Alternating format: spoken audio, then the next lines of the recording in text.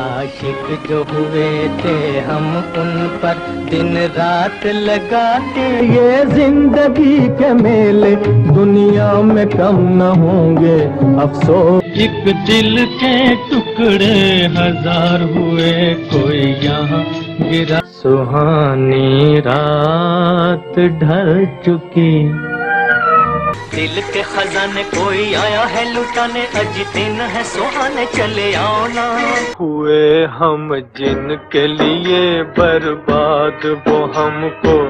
निंदक नेड़े राखिए आंगन कुटी छवाए, बिन पानी साबुन बिना निर्मल करे सुभाए। प्रस्तुत दोहे में कवि कबीर दास जी कहते हैं कि हमें अपनी निंदा करने वालों को, आलोचना करने वालों को हमेशा अपने पास रखना चाहिए। जगह की कमी होने पर भी अपने घर के आंगन में कुटी छावा कर अपने निंदकों को रख लेना चाहिए, अर्थात अपने निंदकों को हमेशा अपने आसपास रखना चाहिए और सम्मान देना चाहिए, क्योंकि ये निंदक नित हमारी बुराइयों का वर्णन करते हैं और हमारे जाने अनजाने उन बुराइयों के तरफ अपनी संगति से हमारा ध्यान खींचते हैं, और फिर हम उन बुराइयों को दूर करके अपने स्वभाव आचरण को बिना पानी साबुन के निर्मल अर्थात दुष्रहित कर लेते हैं। अपनी निंदा स्वयं करने वाले सत्तासीन भारत के प्रधानमंत्री श्री अटल बिहारी वाजपेयी जी ने सार्वजनिक रूप से निसंकोच ऐसा किया था, जिससे कि हम अपने दोषों को दूर करके अपने को दोषरहित बना सकें।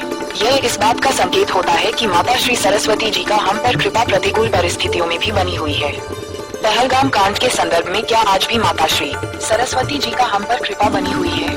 इस पर अपने विचार कमेंट बॉक्स में लिखें। इस संबंध में हिंदी के सुप्रसिद्ध पत्रकार श्री पुण्य प्रसून वाजपेयी जी का कहना है कि दोस्तों नमस्कार। पता नहीं इस सरकार को याद भी है या नहीं, जब करगिल युद्ध हो रहा था उस वक्त जितनी बड़ी तादाद में सैनिकों के शव गांव आ रहे थे, उस वक्त अखबारों की रिपोर्टिंग सरकार को कटघरे में खड़ा करने से चूक नहीं रही थी। और उस वक्त अटल बिहारी वाजपेयी देश के प्रधानमंत्री थे। वह इस देश में सैनिकों के परिवारों को संयम बरतते हुए, करगिल की हकीकत को बताते हुए ये कहने से चूके नहीं थे, देश को एकजुट खड़े होना होगा। हमारे पीठ में छुरा भोंका गया जब सबको पता है कि इस देश में मीडिया के दरवाजे बंद किए जा चुके हैं। चंद खिड़कियां हैं जो खुली हुई हैं, और वह चंद खिड़कियां टेक्नोलॉजी और शायद उन टेक्नोलॉजी के ऊपर अंतर्राष्ट्रीय तौर पर एक आधार है, यानी भारत सरकार का उस पर कब्जा नहीं है। अन्यथा जो दरवाजे इस देश में मीडिया के बंद किए जा चुके हैं, जिनसे कोई सवाल निकलते ही नहीं है, और अगर सवाल निकलने लगे तो जाहिर तौर पर है एक दो नहीं सैकड़ों फेरिस्त होगी। इस देश में मौजूदा सरकार के लिए घोषित लाभार्थियों की योजना भी कटघरे में होगी। इस देश में डिसइन्वेस्टमेंट हो, प्राइवेटाइजेशन हो, मोनेटाइजेशन हो, इस देश के भीतर नोटबंदी हो, जीएसटी हो, तमाम सवालों के दायरे में किसानों की दुगनी आय हो, प्रधानमंत्री की आवास योजना हो, शौचालयों का बनना हो, जल से नल का जिक्र हो।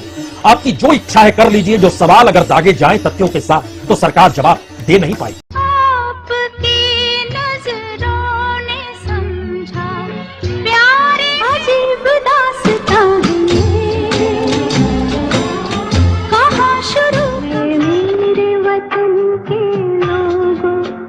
जरा आँख